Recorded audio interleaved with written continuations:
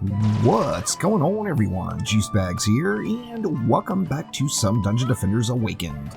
The Demon Lord update is here, so Nightmare and Hardcore mode is upon us. I've had lots of folks asking me exactly where to go to break into Nightmare. So I'm going to kind of walk you through step by step the different tiers of Nightmare and where you would want to start farming. As always, the most important thing is enjoy the game. Stop and smell the roses. You don't have to zerg through to the end. The game's not going anywhere. So make sure you enjoy all aspects of it. So get in, fight that Demon Lord, check out the new campaign Nightmare maps, and remember the hardcore toggle when you do start a map is going to increase the loot quality from that map by, we are guessing, 25%. Now, it was 30% in Dungeon Defenders 1. I think it might be 30% in higher tiers. For Nightmare, Hardcore is a 25% modifier.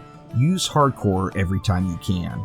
Now, what Hardcore means is if you die, you're not going to respawn until the end of the wave. So if you do die, you need to make sure that your build is going to hold up.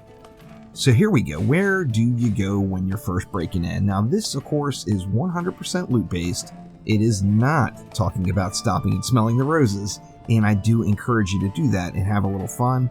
However, as far as the gear progression, the best way to go is going to be to hop into Ancient Mines.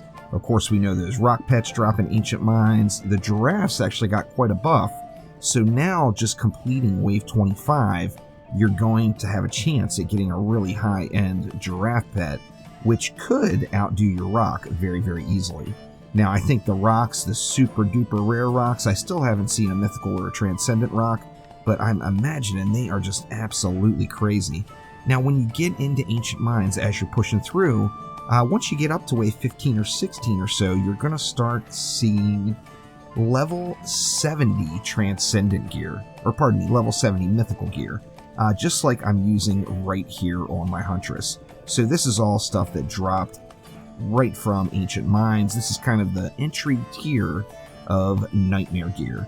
Nightmare in the hardcore toggle is going to start having these pieces show up by about wave 15 or 16 if you have some luck. Now, it's not guaranteed to be there, but I have seen them as early as wave 15. Now, as you push on through the map to wave 25, you're going to start to see more and more mythicals and higher quality mythicals. So you'll start seeing mythicals that are, say, level 78, or you may even see some mythicals like this Transcendent piece here that is level 83.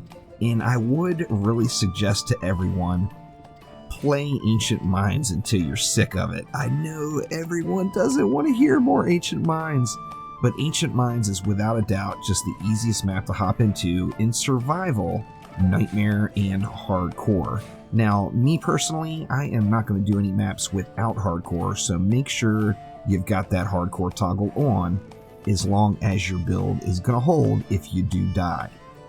Now, as you're moving on where to go next, well, we know that the loot quality or loot tiers are different per map, and we've got Act 1, Act 2, and Act 3. So the natural progression would be to start off in Act 1, of course, at Ancient Mines, but where do you go next? Now, if you grind the crap out of Ancient Mines, one thing is going to be said, you are going to have an inventory full of gear that's level 78. In a lot of cases, you're not going to be able to use it yet. To get leveled up, you're going to want to go to Nightmare Hardcore, the Summit on campaign mode. This is going to be the most XP per hour. It's better in a group.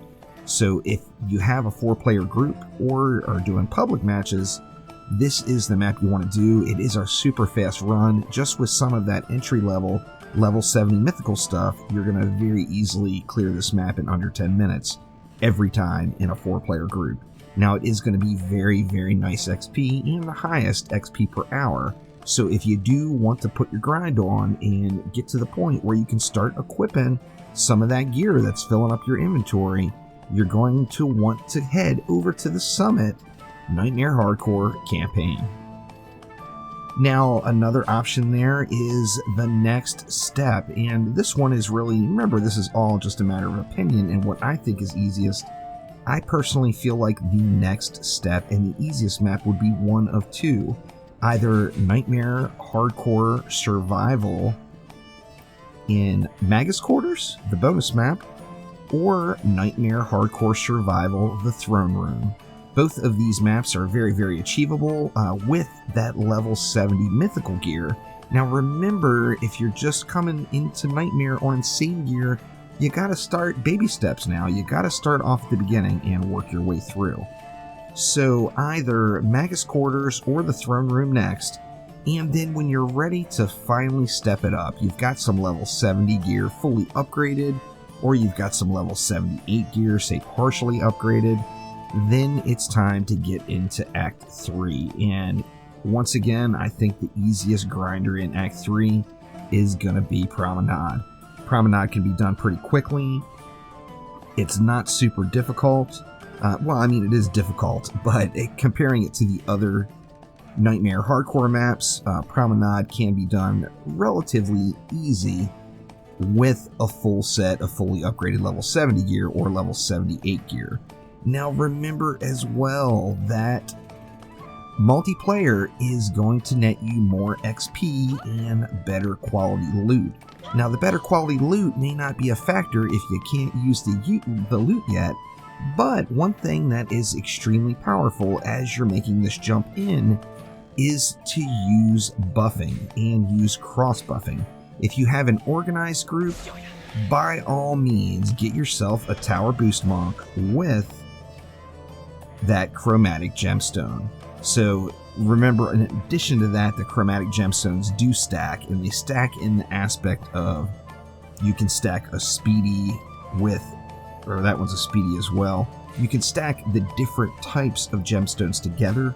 So if everyone in your group is using a different gemstone, say one is using striking, one is using speedy, you've got a Tower Boost Monk, and then in addition to that, you've got the builder bonus. With the proper team composition, you can really blaze through these maps much, much easier. So hopefully that gives everyone an idea of where to go next. Now I will be doing some builds through all of these maps here over the next week or so, and I'm looking forward to getting those recorded and getting them done. But thank you all so much for watching. Make sure to click that like button, please subscribe to the channel, and I will be back soon with more Dungeon Defenders in all its forms. Thanks again. I'll see you next time.